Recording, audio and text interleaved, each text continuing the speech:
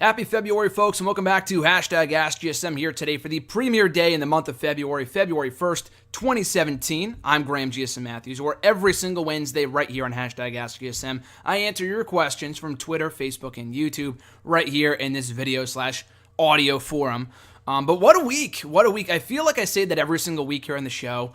But just this week more than usual, kind of just more than any other week in recent memory, just because we go from TakeOver on Saturday, which I thoroughly enjoyed. I'll be talking all about that. The Rumble on Sunday, a great Raw on Monday, an alright SmackDown on Tuesday, and even today, the news broke this morning that Seth Rollins has apparently been injured. It's not a work, people. It's not a fucking work. And maybe it is. Maybe we're all the biggest fools in the world for buying into this, but I'm 95% sure it's not a work, which fucking sucks. And I hope it's only a tweak of the knee, because he apparently re-injured the same knee that he hurt about a year and a half ago during his reign as world champion. Was out for 6 months.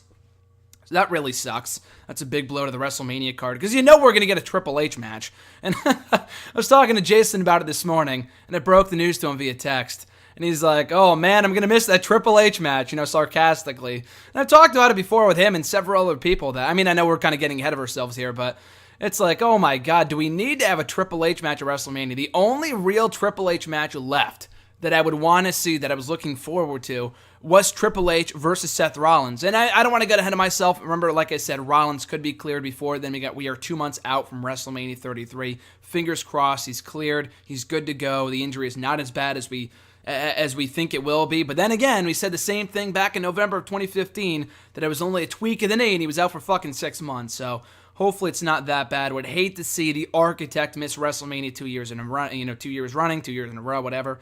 That being said, guys, as always, we are on a short time leash here today, just because I got to go to class in like 45 minutes, so that kind of sucks. But I will answer all your questions here today. If you want to send in a question, be sure to do so by tweeting me on the Twitter machine at WrestleRant with #AskGSM. Find me on Facebook as well. Give the pod channel a thumbs up at facebook.com/graham.gsm.matthews. Leave a comment on the post I usually put up on Tuesday nights, if not the wall itself. Or leave a comment on this very video. I'll be sure to include your question in next week's edition.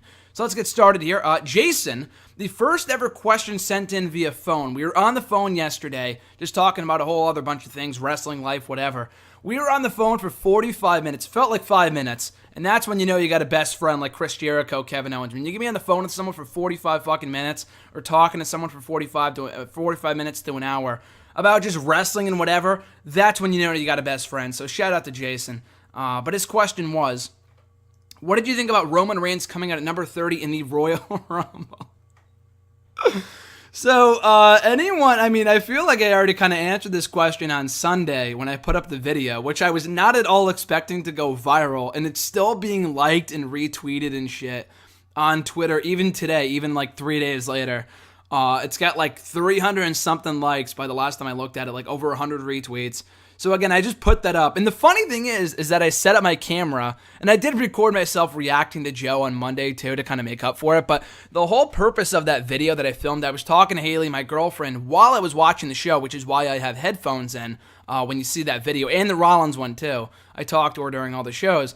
So I set my phone up to the side of my laptop, just in case it was an Angle or a Balor or a Joe coming in at number 30. I wanted my big markout reaction, which ended up happening the next night, which I recorded myself reacting to.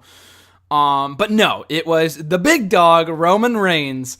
And your responses that I got from you guys were just funnier than I thought than the video itself. So I appreciate anyone who checked it out. It's only 30 seconds long. Like I said, it's up here on the channel. It's my pinned tweet on Twitter. So I think the expression on my face and my subsequent flipping of the bird to the camera kind of explains how I felt to Roman Reigns coming out at number 30. And you know what? Here's the thing, and other people asked this, and I'll get to this momentarily. But to me, it's just like, if you really want to get this guy over as a top babyface, and my thoughts on it have changed since Sunday. Like when the show ended, I was like, "Are you fucking kidding me?" And there are still a few questions in my mind that kind of made up for it the next night with Joe's debut. So they had a bigger plan for him all along.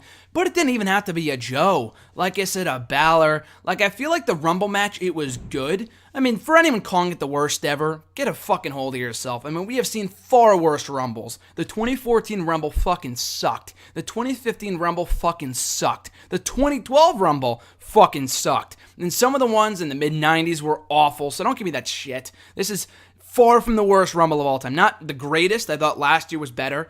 But this was not a bad Rumble, in my opinion, by any stretch of the imagination. All opinions, it's all subjective, I understand that, but let's not get ahead of ourselves here, people. But that being said, the lack of surprises was what really people kind of angered people, myself included. I was a bit disappointed. Ty Dillinger coming in at number 10 was definitely worth it, but everything else was just kind of like, eh. The booking early on, I didn't mind.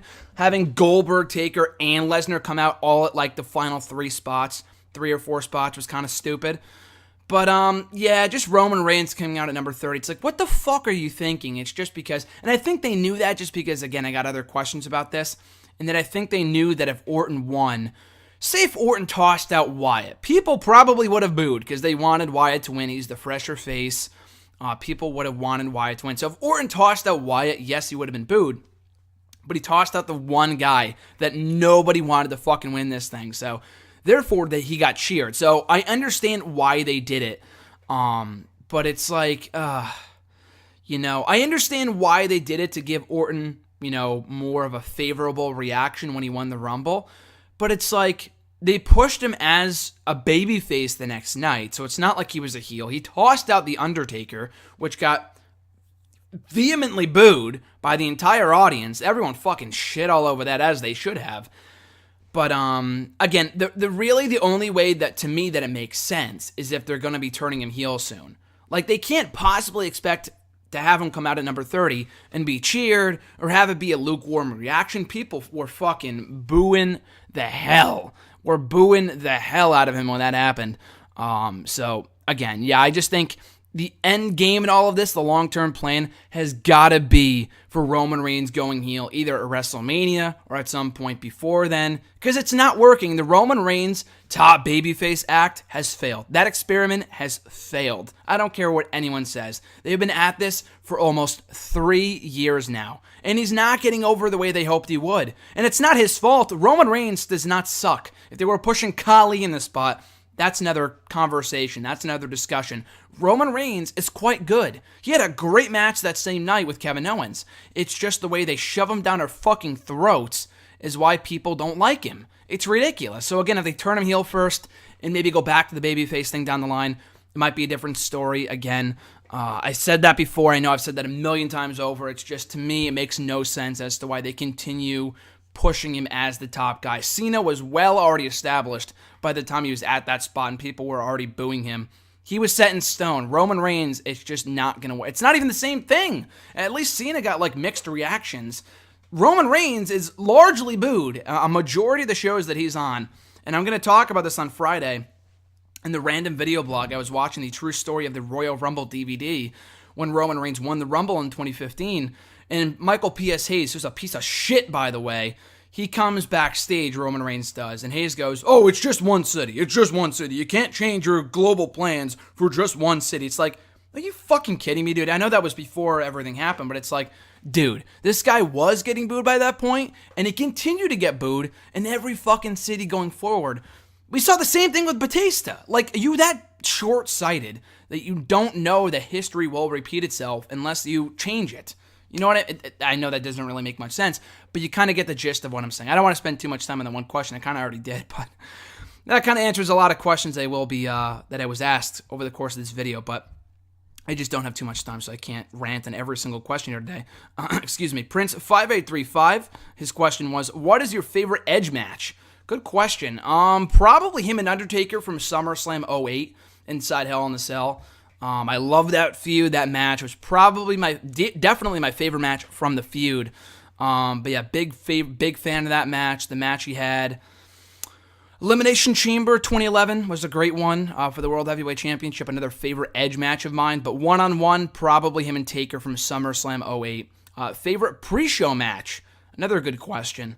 Maybe the Shield and the Usos. I know there's been quite a few good ones, but the Shield and the Usos from Money in the Bank 2013 was fucking lit. Watch that match back if you've never seen it. That was an amazing match, and really, to me, the coming out party for the Usos in WWE is kind of like the next big babyface tag team. They're awesome in that match. They're great in general, but that was really the strongest showing they had to date in WWE that really kind of turned some heads. But yeah, probably that one. Speaking of Money in the Bank, favorite Money in the Bank match. If you're talking about ladder matches, I did a whole video about this last year, my top 5 favorite Money in the Bank ladder matches. Number 1 was the one from WrestleMania 24. I think it had Benjamin in it, Punk, Kennedy, Carlito, MVP, John Morrison, a bunch of others.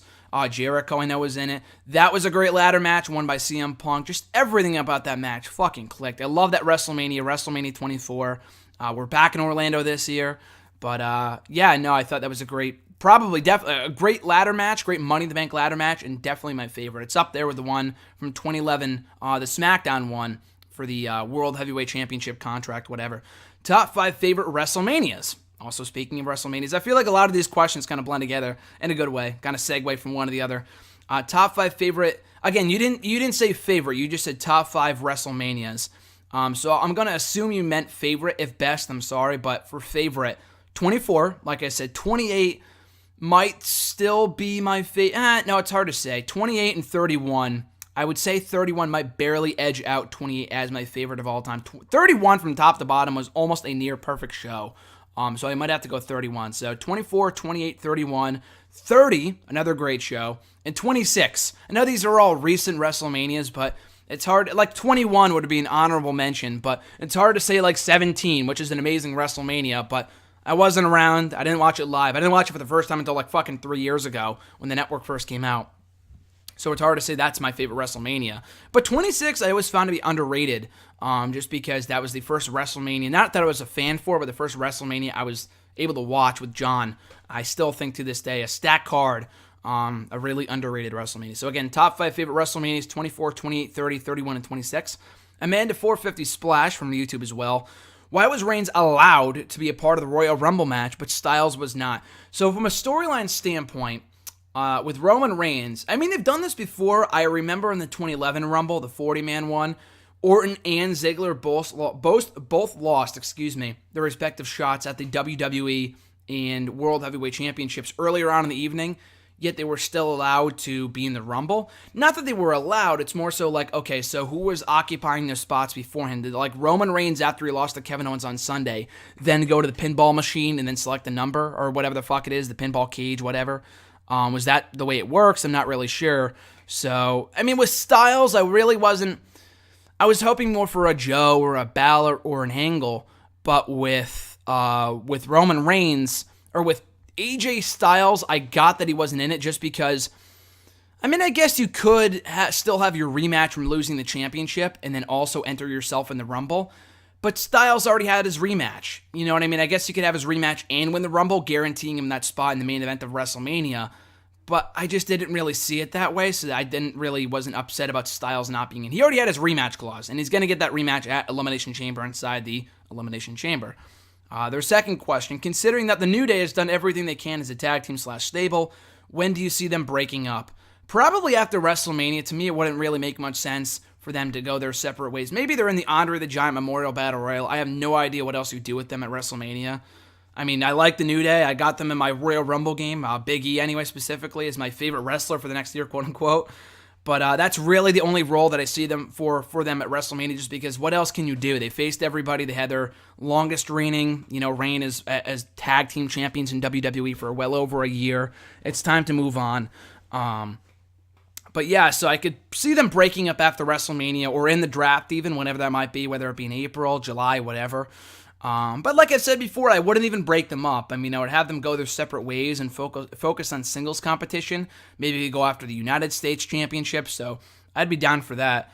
Are you surprised that a title changed hands, that a title change happened on the pre-show on Sunday, the Royal Rumble? Not really. I mean, it wouldn't be the first time. I mean, I was expecting Cesaro and Sheamus to retain just to kind of keep the feud going. And they still have the feud going, obviously, just with Cesaro and Sheamus in chase mode, which is good. I was a bit surprised. I did think the club was losing. Again, I'm glad I was wrong, because they do deserve those belts. They deserved them months ago, but it was better late than never, I guess, with the club. No, it's not the first time, though. I know they changed, like, a WrestleMania 29. The Miz won the IC title. I'm trying to think of other scenarios, other situations, other instances where a title's changed hands on the pre-show. I know it definitely was not the first time, I will say that, so I was not entirely shocked that happened. Next question of theirs: what are the odds of our Gargano Ciampa match at TakeOver Orlando? I still see them chasing the belts first. I think the matches they can have with Authors of Pain would be a lot. I mean, Gargano and Ciampa, I don't know. It's hard to say. I could see them coming up to the Cruiserweight division together, to 205 Live together, because that was the plan from the get-go. If you recall, when they first started airing those videos for people to come to the division back in September or whatever it was, they were airing hype videos for Gargano and Ciampa too, but they didn't come because they knew they were in the midst of winning the NXT Tag Team title, so it might have been for the better. That's why I thought they were losing in Toronto. They would lose, maybe Ciampa would turn to Gargano, but either way, they were headed to the main roster. So I'm not entirely shocked they dropped the belts at San Antonio just because they're probably going to the main roster sooner rather than later to that Cruiserweight division. I think they should stay as a tag team and join the tag team ranks on Raw or SmackDown, but anyway. So, I mean, it's possible, but would you bring the feud up to the main roster with like Ciampa as a heel? Because you know the split is coming at some point. Ciampa is just a natural heel, and Gargano is just so beloved as a babyface. It's going to happen at some point, but I don't know if it's going to happen as soon as Orlando, just because I see a rematch with DIY and Authors of Pain taking place at that show, which, what are we going to get instead? Authors of Pain against Sanity? You know what I mean? A match that would probably fucking blow at this point anyway, so I would just do the rematch and hold off on the Gargano-Ciampa split until a later date. Out of all the NXT specials, would you say that TakeOver San Antonio was the weakest? I've heard people say that it was still a strong show, but it was the weakest of all the takeovers. I gotta disagree. I ranked them the other day. Like, I'm gonna write an article about it at some point, like ranking every takeover ever, which there's been like 14 of them, including Arrival from almost exactly 3 years ago this month, which is crazy to think about. But no, TakeOver San Antonio was far from the worst. I mean, every takeover has been good to great, but the weakest, it might be the right term. Not for San Antonio, though. Like, Fatal 4-Way was the weakest for a while, and it still might be the weakest, because they had that amazing main event of Zayn and Neville, Tyler Breeze, and Tyson Kidd. But what else did that show have? Lucha Dragons and fucking Vaudeville, or Lucha Dragons and the Ascension, Bayley and Charlotte, who had a great match, but it wasn't as good as, like, you know, Paige and Emma or Charlotte and Natalya. You know, it was a good match, but nothing great.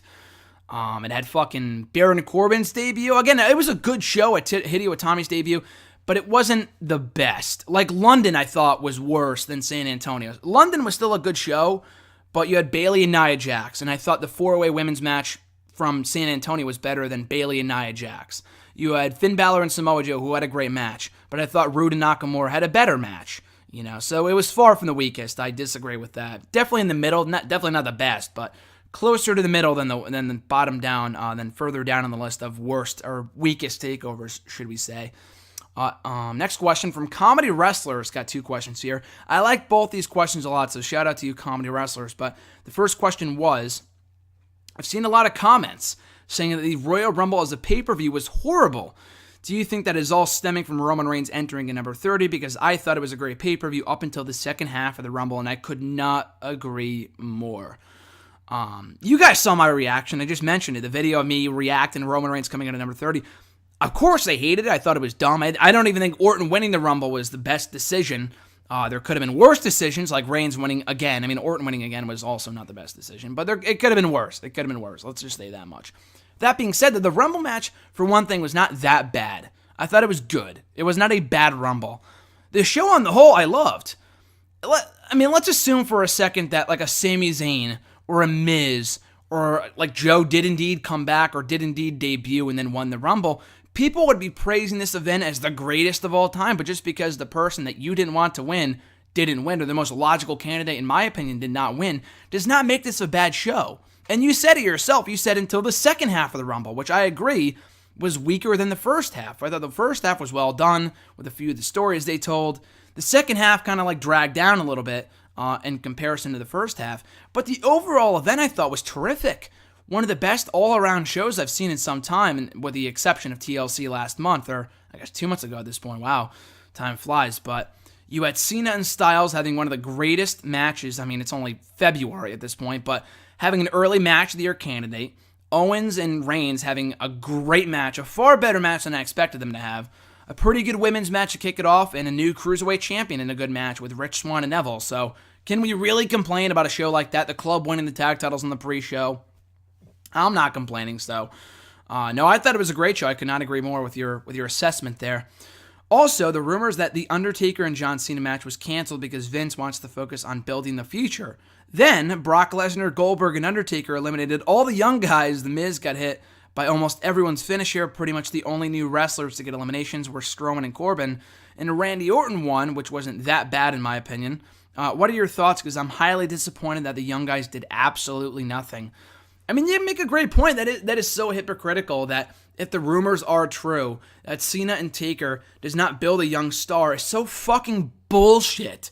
On the same show, I mean, you can't be that senile. If that's his mindset, though, oh, Cena and Taker, is not building towards the future. Okay, then what is Goldberg and Brock Lesnar? Who is exactly that benefiting? And if the rumors are true that Goldberg is winning the belt of Fastlane, fuck that. I like Goldberg, but fuck that. If you put the belt on Goldberg, what the fuck does that say about the rest of the roster? I mean, I know Owens has not been the strongest champion since he won the belt, back in August or whatever it was. But putting the belt on Goldberg to defend it against Brock Lesnar in a match is not going beyond 5 minutes, and it shouldn't. Goldberg has yet to take a fucking bump since he came back. You cannot expect him to deliver a main event match at WrestleMania for the world title, and you put it on Brock. Okay, so what do you do there? What the fuck do you do there? Because Brock Lesnar, not leaving the company, but he's going to be gone for a couple months anyway.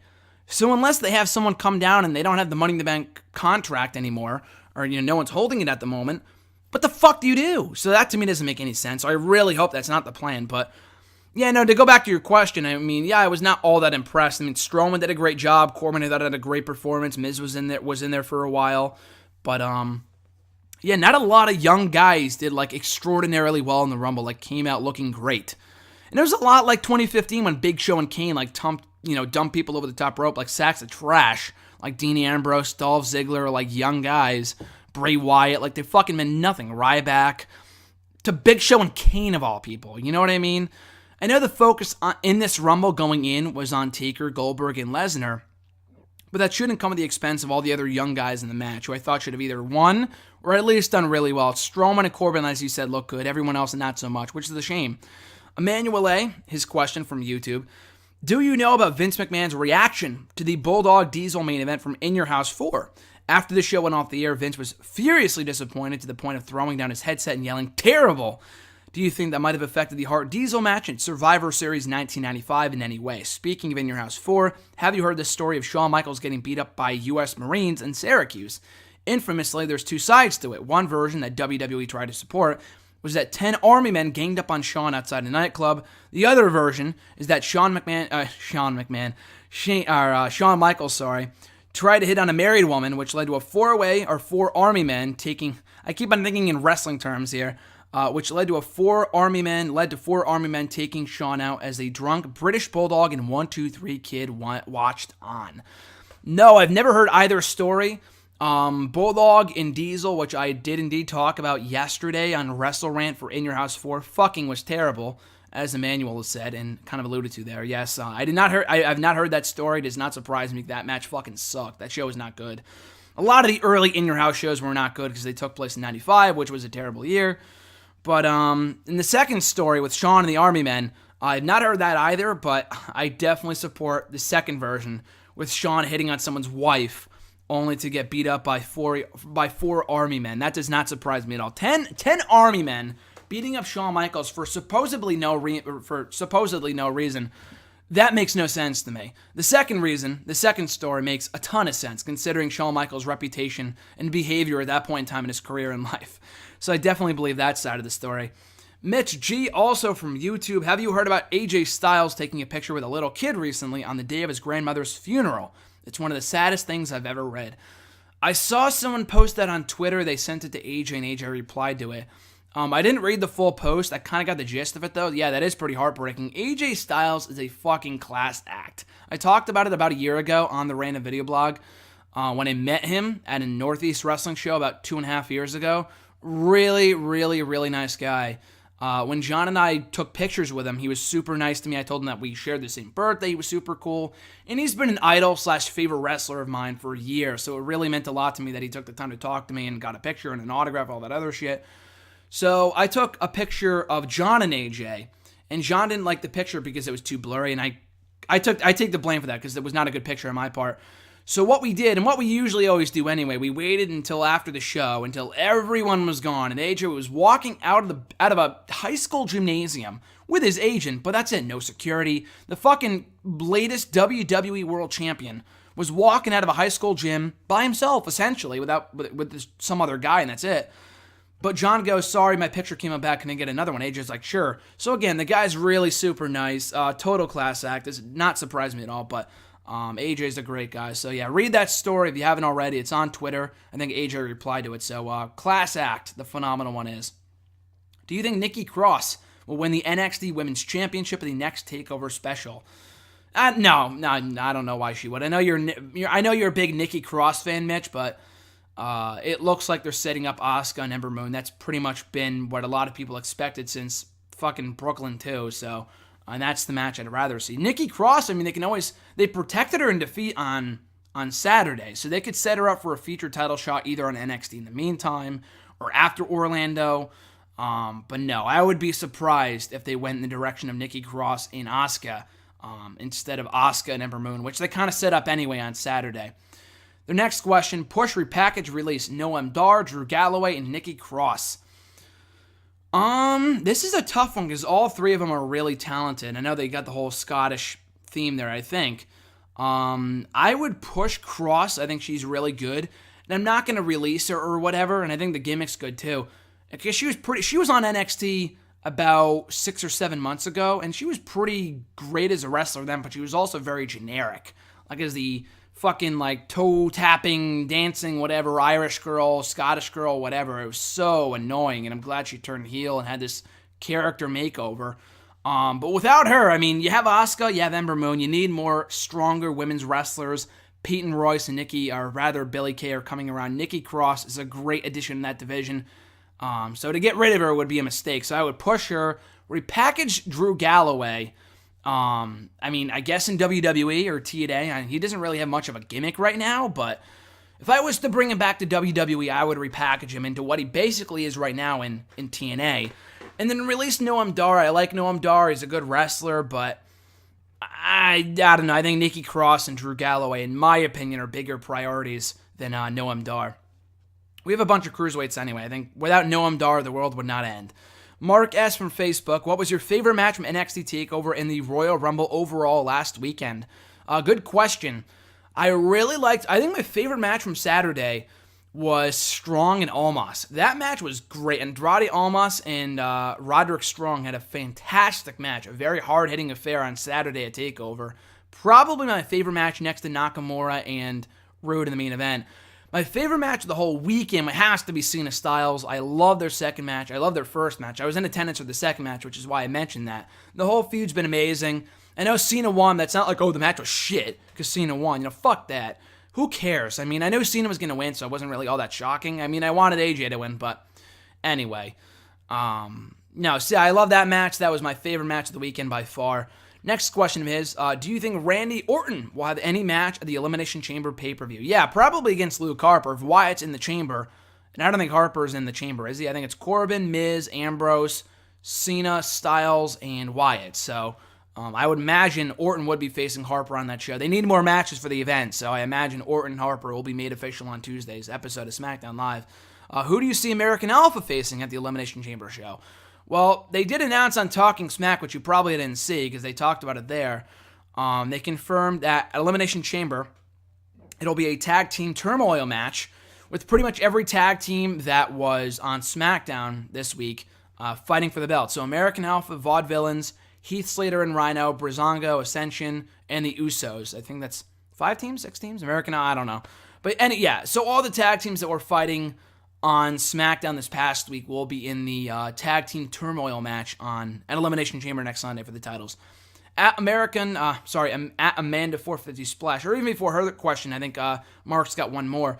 Do you think Ty Dillinger's inclusion in the Royal Rumble means he could get a call-up to the main roster? I mean, he wasn't on Raw. He wasn't on SmackDown. So maybe not right now.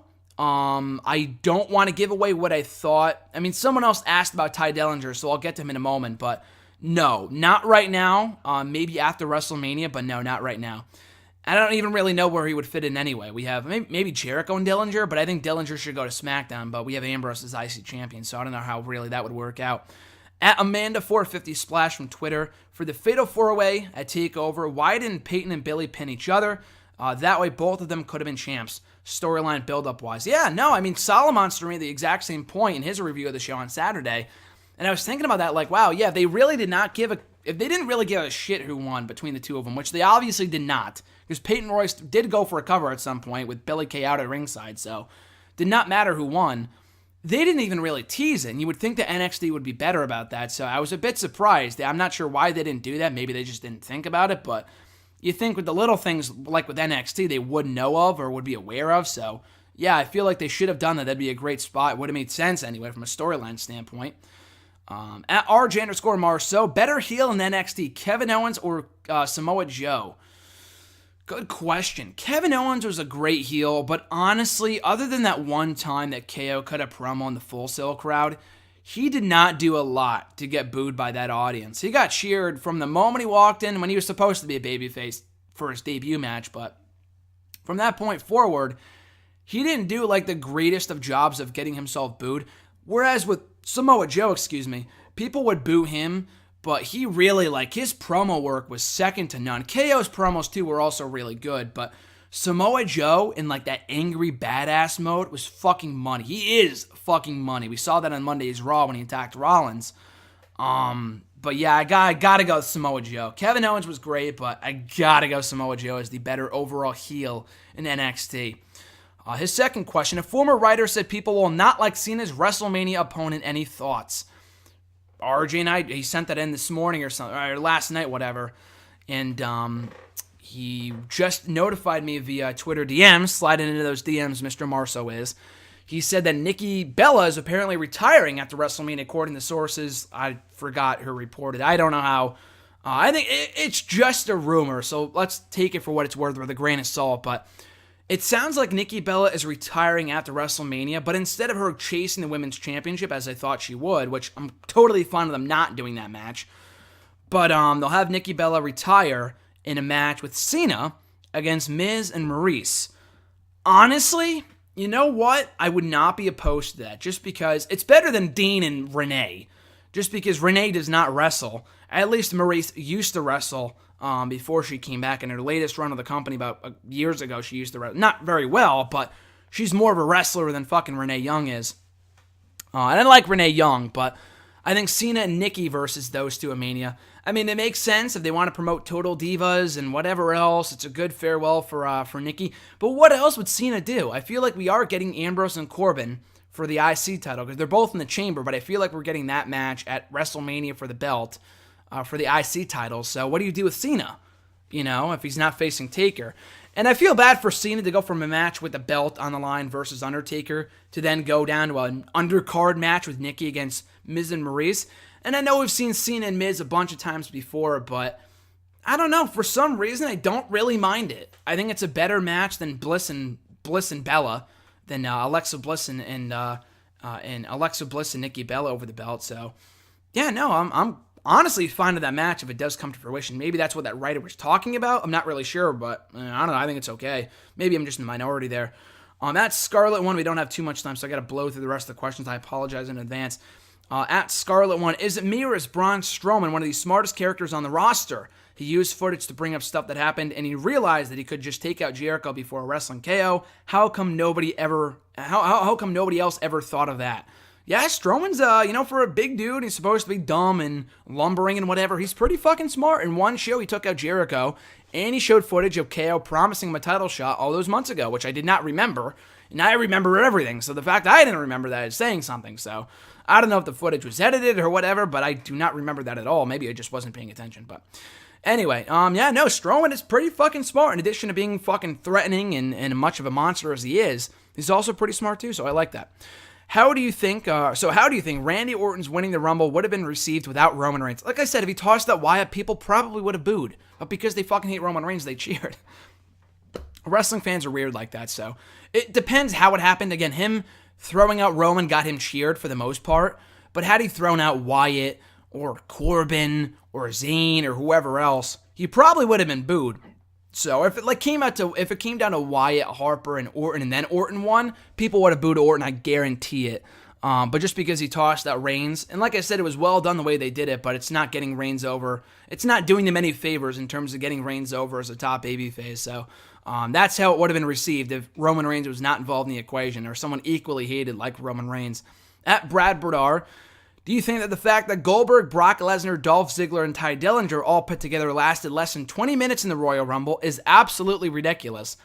I was shocked Dillinger lasted as long as he did, quite honestly. Let's be appreciative that not only was he in the Rumble, well, first of all, let's appreciate that he was in the Rumble, but also appreciate the fact that that he lasted as long as he did. I thought he would get tossed out in like 2 seconds, or even not even enter at all, So that was pretty cool. But Ziggler, I don't fucking care. Lesnar and Goldberg, that they lasted less than 20 minutes. I mean, was it really all that surprising? I mean, I would have rather them have at least Lesnar being there for a while, but Goldberg being in there for fucking 2 minutes or whatever it was not surprising. The guy cannot last for a long period of time. He should not have been in there for a long period of time. But it's really not that ridiculous, but I could see where you're coming from there. Since he's a fantastic wrestler, and since his character of breaking down perceptions of how people with backgrounds like his are viewed, and is one of the best face characters WWE has done in years, in my opinion, do you think Mustafa, however you pronounce it, Ali should become 205 Live's main babyface sometime in the near future? I mean, the guy has a lot of potential. I've praised him before in my reviews of like Main Event, of 205 Live, of Raw. The thing with Ali is that they don't fucking consistently push the guy. He got a big spotlight video package, went on Raw like a week ago, and then he lost to Tony Nese on Monday. It's like, how do you expect that anyone to give a shit about these people when all they're doing is fucking losing, winning, losing, winning, losing? It's 50-50 booking. It never gets anyone over, ever. So, I mean, I think he can be a top babyface at some point if they get behind him, a breakout babyface along with Cedric Alexander, but the whole character perception thing I like. I mean, not everyone looks at him like, oh my god, he's a terrorist because he's Pakistan or whatever. I know he said that in his promos, like, not everyone thinks like that, but no, I think the guy can be a good breakout babyface if they consistently give him wins, which they are not doing for whatever reason. The 450, the 50-50 booking with these guys, specifically in the division of the cruiserweights, is not getting anyone over, and they struggle to figure out why doesn't anyone care. It's because you give these guys so many wins and losses back and forth, week in, week out. No one fucking cares. Neville's over because he has so many wins under his belt. He's not losing and winning. You know what I mean? He's not a victim of 50-50 booking. And look at that, he's over. What a concept. Next question of his. Which match did you prefer? The Fatal 4-Way Women's match from TakeOver San Antonio or the Charlotte-Bayley match from the Rumble? Good question. Charlotte and Bayley was really good. Had a couple botches, not their best outing. Still a good match, though. But I would go with the 4-Way. I know it only lasted 10 minutes, but it really did exceed all my expectations, not in being a great match, not in being as good as like Asuka and Mickey or Asuka and Bayley or like Charlotte and Sasha or Bayley and Banks, obviously. But, it was still a better match than I thought it would be, considering the build was not really that good. It was just kind of there. And there was some unpredictability surrounding the outcome. I never really thought for a second she was dropping the belt, and she didn't. But I thought it was a good match. I enjoyed that match more than Charlotte and Bayley, even though that match was also really good and a good way of kicking up the show for the Rumble on Sunday. Why does WWE continue to use Ty Dillinger as a stepping stone for people who he's just as good as, if not better than? I understand they wanted to make Sanity and Eric Young look strong, and so they should. I'm sure there are plenty of other guys who would love the opportunity to compete at TakeOver, regardless of the result, like a No Way Jose or Buddy Murphy or Orne Larkin. First of all, at this point, Ty Dillinger is a way bigger name than any of those guys you just mentioned. So if it was Eric Young versus Larkin or No Way Jose, No Way Jose is a bigger name than fucking Buddy Murphy, who I like, but who gives a shit at this point? Orne Larkin is also a great worker, but he's far from the notable name, the household name that Ty Dillinger is at this point, so they go for marquee value.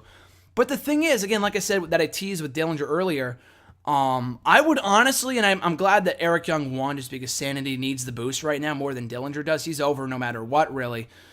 But with Dillinger, the direction they appear to be headed in, which I'm not opposed to, like they did with Bailey so many years ago, about 2-3 years ago, when he loses and loses and loses, but he embarks on a road to redemption en route to take over San Antonio, or take over Orlando, excuse me. And that's where he finally wins the NXT Championship. I know he loses a lot, but maybe he gets those wins back between now and Orlando. And then he's the one to beat Rude for the belt. If that's not the plan, I don't know why he's still down in the NXT. But I think I think that'd be a great storyline. Build him up as, his final shot. If he loses, he's gone from NXT. I'm a fucking loser. I'm like 0-5 at TakeOver. I need a win here. So, yeah, no, I think that'd be a great way to build him back up. So maybe that's where they're going with Ty Dillinger heading into Orlando. Or at least I hope so. I think that'd be a great way to kind of pay off all of his constant losses over the years and finally getting that one big win over Rude and be the first one to beat him as well. We'll finish off with these two questions from Matt, the Wrestle Guy, the winner of the 2017 Royal Rumble Game Sal, so congrats to him. Wrestle Rant, Eat, Sleep, Wrestle Rant, Repeat shirt coming his way pretty soon. His question was, it looks like Reigns versus Taker is happening at WrestleMania. In order for it to work the best, in order for it to work the best that it can, does Reigns have to be the heel? Yes, he does. Like I said earlier, it's not going to work with him as a face. People will boo. They will boo him as it is, but coming off the performance he had in the Rumble with him coming out at number 30, people want to hate him that much more. So if they're using this match as a catalyst to turn him heel, I'm almost okay with it. But even then, it's like, because Taker's not winning. Roman's winning. And I know Jason pitched to me yesterday they're going to have Roman lose and then turn heel, which I would like, but it's like, I just don't see that happening. I honestly see Roman Reigns being the second one to beat Taker at WrestleMania. Just so they could put him over as the next big guy and pass it. Fuck that. If nothing they've done with Roman Reigns in the past number of years as a babyface has gotten him over, nothing will. So it's a lost effort. It's lost cause at this point. Even the match itself, I don't really care to see. I'd rather see Taker and Cena, or even Roman and Joe before Taker and Roman Reigns. We'll see. Maybe they'll blow me away. Maybe it'll exceed expectations. Maybe it'll be better than I think it will be. But so far, currently, I'm skeptical. And the last question here, Wyatt wins the WWE Championship at Elimination Chamber. So we get Orton and Wyatt at WrestleMania. Who does Cena then go on to face? Like I said earlier, Cena and Nikki versus Miz and Maurice, I've heard has been rumored, so I'd be fine with that. Cena Corbin would be cool, but I feel like they're doing Ambrose and Corbin for the belt at Mania. So, yeah, unless they call up like Shinsuke Nakamura for his first match at WrestleMania to face John Cena, which I doubt is happening. I think Nakamura's facing Ono. He could also wrestle at WrestleMania and TakeOver like Zayn did last year, so it's not out of the question. I just don't see that happening. But yeah, no, I think Cena and Nikki versus Miz and Maurice, I read that earlier today, and I'm like, you know what, that kind of makes sense, and I would not be opposed to it. Like, what else can you do with Cena at this point? Cena Miz one-on-one, no thanks, but a mixed tag team with Nikki kind of calling it quits afterwards, I'm almost okay with that, so we'll see where it goes. But that's it, guys. That is it for hashtag AskGSM here today for February 1st. 2017, episode 166, 67, whatever it might be. Thanks, guys, as always, for your support, for checking out the show. I greatly appreciate it. Thanks for the support of the entire channel by liking the videos, leaving a comment, sharing the video, subscribing. All that stuff means the world, so thank you for that. And we'll be back next week with an all-new episode of hashtag AskGSM. But in the meantime, guys, have an awesome week. Enjoy the Rumble fallout in the days to come. Pray that Seth Rollins is okay. Hashtag pray for Seth Rollins. All seriousness, guys, have an amazing week. I'm Graham GSM Matthews, and I'll catch you guys down the road.